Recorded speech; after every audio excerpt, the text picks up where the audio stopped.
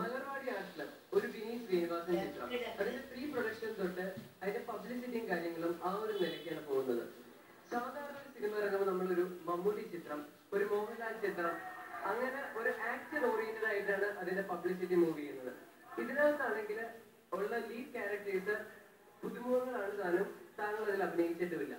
വിനീത് ശ്രീനിവാസൻ എന്ന ഒരാളെ, ഒരു വ്യക്തിയെ നമ്മൾ ഒരു ഗായകൻ എന്ന രീതിയിലും അഭിനേതാവ് എന്ന രീതിയിലും നെഞ്ചോട് ചേർത്ത് പിടിച്ചിട്ടുള്ളതാണ്. അപ്പോൾ താങ്കളുടെ ആ ഒരു ഇമേജ് മാക്സിമം എക്സ്പ്ലോയിറ്റ് ചെയ്തുകൊണ്ട് ഒരു പുതിയ ട്രെൻഡ് സെറ്റ് ചെയ്തുകൊണ്ട്, ഒരു സംവിധായകന്റെ ആദ്യ സിനിമ തന്നെ സ്വന്തം പേരിൽ അറിയപ്പെടുക എന്നൊരു പുതിയ ട്രെൻഡ് സെറ്റ് ചെയ്തുകൊണ്ട് താങ്കളുടെ ആ ഒരു ഇമേജ് മാക്സിമം എക്സ്പ്ലോയിറ്റ് ചെയ്തുകൊണ്ട് ഒരു സംവിധായകൻ എന്ന രീതിയിൽ എസ്റ്റാബ്ലിഷ് ചെയ്യാനാണോ താങ്കൾ ആഗ്രഹിച്ചത്? അതായിരുന്നു താങ്കളുടെ ലക്ഷ്യം? എനിക്ക് വളരെ ചോദ്യം വളരെ ഇഷ്ടപ്പെട്ടു. ഇവിടെ മലയാളത്തിൽ പൊതുവെ ഉള്ളൊരു കാര്യം എന്ന് പറയുന്നത്, നമ്മളെല്ലാവരും പണ്ടുതൊട്ടേ മോഹൻലാലിന്റെ അല്ലെങ്കിൽ മമ്മൂട്ടിയുടെ സിനിമ എന്ന് പറഞ്ഞിട്ട് തിയേറ്ററിൽ പോകുന്ന ആളുകളാണ്.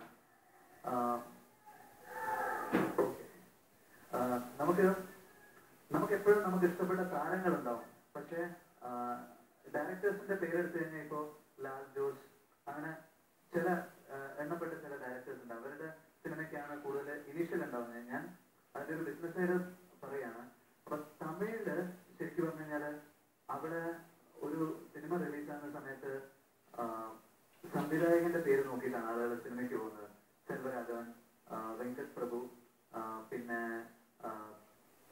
ശശികുമാർ, സമുദ്രകനി, ഗൗതം മേനോൻ. അപ്പൊ ഇവരുടെയൊക്കെ സിനിമയെ വിശ്വസിച്ചുകൊണ്ടാണ് അവിടെ ആളുകൾ പോകുന്നത്. അപ്പൊ ഈ രീതിയിലുള്ള ഒരു മാറ്റം മലയാളത്തിൽ ഉണ്ടാവണമെന്ന് നമ്മൾ തീർച്ചയായിട്ടും ആഗ്രഹിക്കുന്നുണ്ട്. നമ്മള് സിനിമ കാണാൻ പോകുമ്പോൾ ഇത് ലാൽ ജോസിന്റെ സിനിമയാണ്, ഇത് റോഷൻ ആൻഡ്രൂസിന്റെ സിനിമയാണ്, ഇത് ആഷി കപൂറിന്റെ സിനിമയാണ്, ഇത് അമൽ നീരദിന്റെ സിനിമയാണ്. ആ രീതിയിൽ ഡയറക്ടേഴ്സിന്റെ സിനിമ കാണാൻ വേണ്ടി ജനങ്ങൾ തിയേറ്ററിൽ പോകുന്ന ഒരു കാലം വരികയാണെങ്കിൽ തീർച്ചയായിട്ടും സംവിധായകർക്ക് ആ രീതിയിലുള്ള ഉത്തരവാദിത്വം ഉണ്ടാവും. ഒരു താരത്തെ ഉപയോഗിക്കാതെ തന്നെ നല്ല സിനിമ ചെയ്തുകൊണ്ട് വിജയം ഉണ്ടാക്കാനുള്ള ഒരു പ്രചോദനം അതിന്റെ അണിയറ പ്രവർത്തകർക്കും ഉണ്ടാകും.